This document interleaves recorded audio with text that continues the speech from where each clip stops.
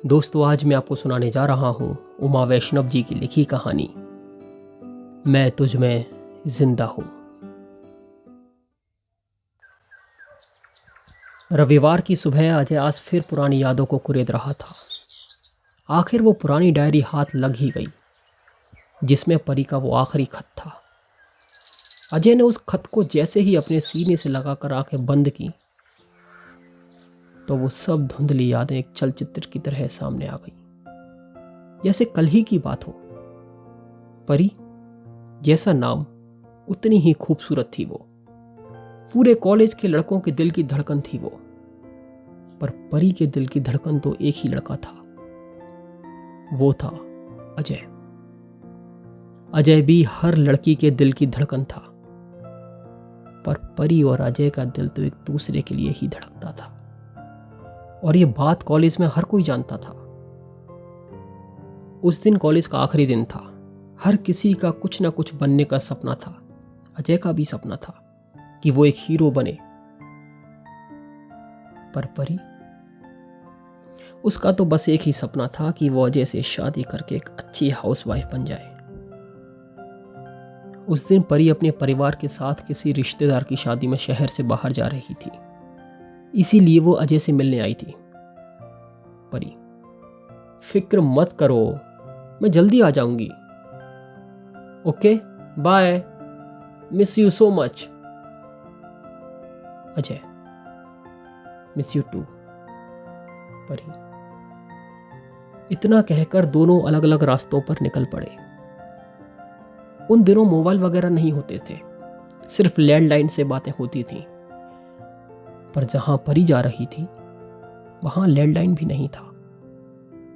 परी के लिए वो 4-5 दिन पहाड़ की तरह गुजरे। परी वापस अपने शहर लौटते ही सबसे पहले अजय से मिलने के लिए निकल पड़ी, वहीं जहां अंतिम बार मिले थे। और हमेशा वहीं मिलते थे। बहुत इंतजार करने पर जब अजय नहीं आया तो परी बहुत उदास हो गई। तभी अजय का एक दोस्त वहां आया। उसने परी को बताया कि अजय को एक फिल्म के ऑडिशन के लिए मुंबई बुलाया गया है। पर यह सुनकर खुश हो गई। वो मन ही मन सोचने लगी कि आखिर उसका और अजय का सपना सच होने जा रहा था। दिन से सप्ताह और सप्ताह से महीने बीत गए, पर अजय की कोई खबर नहीं आई। अब तो अजय की फिल्म भी रिलीज हो चुकी थी और वो फिल्म भी काफी हिट हुई। अब अजय को सब अजय कुमार के नाम से जानने लगे थे। अब परी के लिए इंतजार करना मुश्किल हो गया था। उसने तुरंत फैसला किया कि वो अब अजय से मिलने मुंबई जाएगी। परी के परिवार वालों ने उसको बहुत समझाया कि अब तो अजय तुम्हें भूल भी गया होगा, तुम्हें पहचानेगा भी नहीं, तुम्हें वहां नहीं जाना चाहिए। पर परी कहाँ मानने वाली थी। उसे अपने प्यार पर विश्वास था। उसे यकीन था कि अजय उसे कभी नहीं भूल सकता। पर परी तो अजय के दिल की धड़कन है, वो उसके दिल में धड़कती है। इसी विश्वास के साथ परी अजय से मिलने मुंबई पहुंच जाती है। काफी महीने गुजर गए थे अजय से मिले। ऐसा अजय से मिलने के बाद पहली बार हुआ था। बहुत सारे सवाल आ रहे थे परी के मन में। पता नहीं अब अजय मुझे पहचानेगा या नहीं, मुझे याद करता होगा या नहीं। बस ऐसे ही सवालों से उलझी थी। तभी ऑटो वाले ने कहा, मैम साहब, आपकी मंजिल आ गई। धन्यवाद भैया।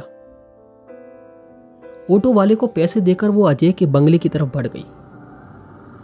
वहां बहुत लोगों की भीड़ लगी थी। वे सब अजय के फैंस थे। परी का अजय से मिलना मुश्किल लग रहा था। वो किसी तरह भीड़ को पार करके गेट तक पहुंची। तभी वॉचमैन ने उसे वहीं रोक दिया। परी, मुझे अजय से एक बार मिलना है। उसे जाकर बताओ कि उसकी परी उससे मिलने आई है। वॉचमैन, अरे मैडम, क्यों परेशान कर रही हो, जाओ यहां से।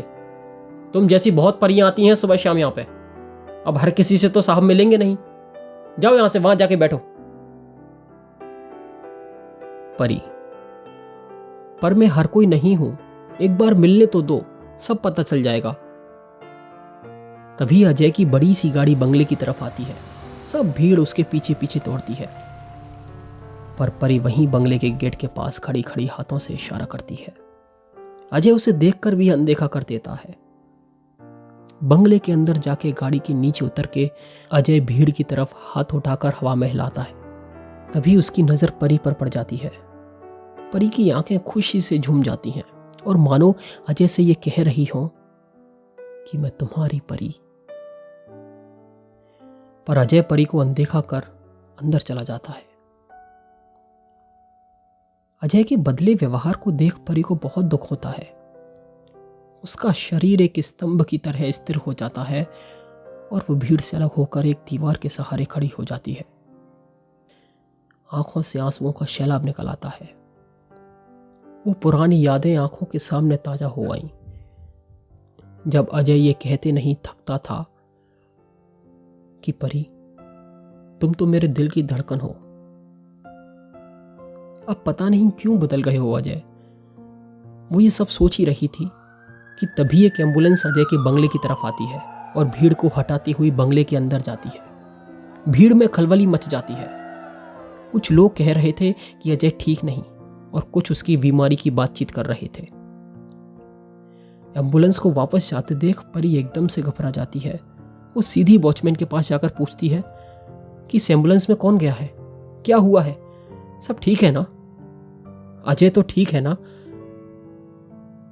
वॉचमैन सर झुकाए खड़ा था। उसकी आंखों में नमी थी। तुम जवाब क्यों नहीं देते, सब ठीक है ना। परी के बार बार पूछने पर वॉचमैन रोते हुए परी के सामने हाथ जोड़ते हुए कहता है, मुझे माफ कर दो मैम साहब, मैंने तो वही किया जो मुझे अजय साहब ने कहा था। क्या कहा था अजय साहब ने? मैम साहब, आप अंदर चलिए, मैं आपको सब बताता हूं।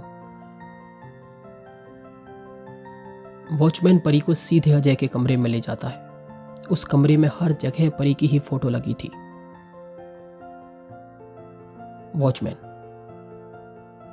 यहां हर कोई आपको अच्छे से जानता है। अजय साहब का ऐसा कोई दिन नहीं गया जिस दिन उन्होंने आपको याद नहीं किया हो। मुझे आज भी याद है, उस दिन साहब बहुत खुश थे जब उनकी पहली फिल्म रिलीज हुई थी। साहब अपना सारा काम निपटाकर आपसे मिलने के लिए निकल ही रहे थे कि अचानक उनके सीने में जोरों से दर्द होने लगा। उनको तुरंत डॉक्टर के पास ले जाया गया। डॉक्टर ने बताया कि उनके दिल में प्रॉब्लम है। अगर जल्द ही उनका दिल न बदला गया तो उनका बच पाना मुश्किल है। कई अस्पतालों में पता लगाया पर कहीं कोई हार्ट ट्रांसफर की बात नहीं बनी। तभी उनको लगा कि अब वो नहीं बच पाएंगे। इसलिए उन्होंने फैसला कर लिया था कि वो ये बात आपको कभी नहीं बताएंगे। वो नहीं चाहते थे कि आप अपनी जिंदगी अकेले बिताएं।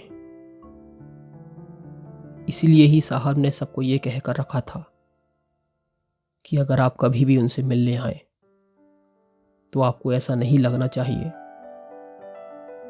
कि साहब आपको भूल गए हैं, जिससे आप उनसे नाराज होकर अपनी जिंदगी में आगे बढ़ जाएं। इतना सुनते ही परी तुरंत अस्पताल पहुंच जाती है। वो डॉक्टर को ये कहते सुन लेती है कि अगले 24 घंटे में अगर अजय का हार्ट ट्रांसफर नहीं किया गया तो वो नहीं बच पाएगा। इतना सुनते ही परी अजय को देखने उसके रूम में जाती है और जी भरकर उसको देखती है। उसकी आंखों से आंसू निकलना बंद ही नहीं होते। कुछ देर बाद परी अस्पताल की छत से कूद जाती है। उसके हाथ में वो आखिरी खत था जिसमें लिखा था, डियर अजय, तुमने ऐसा सोच भी कैसे लिया कि परी तुम्हारे बिना जी सकती है। मेरी मौत तो उसी दिन हो गई थी जिस दिन तुमने ऐसा सोचा। अब तो बस अर्थी उठनी बाकी है।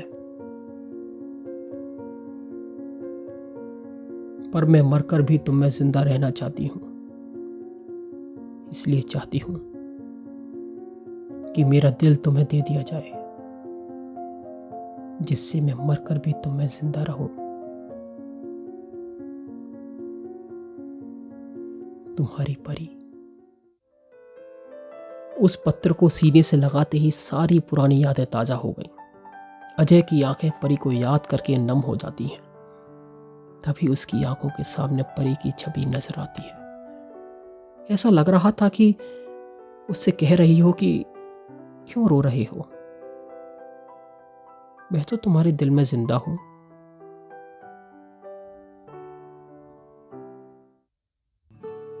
दोस्तों, ये थी उमा वैष्णव जी की लिखी कहानी मैं तुझमें जिंदा हूं।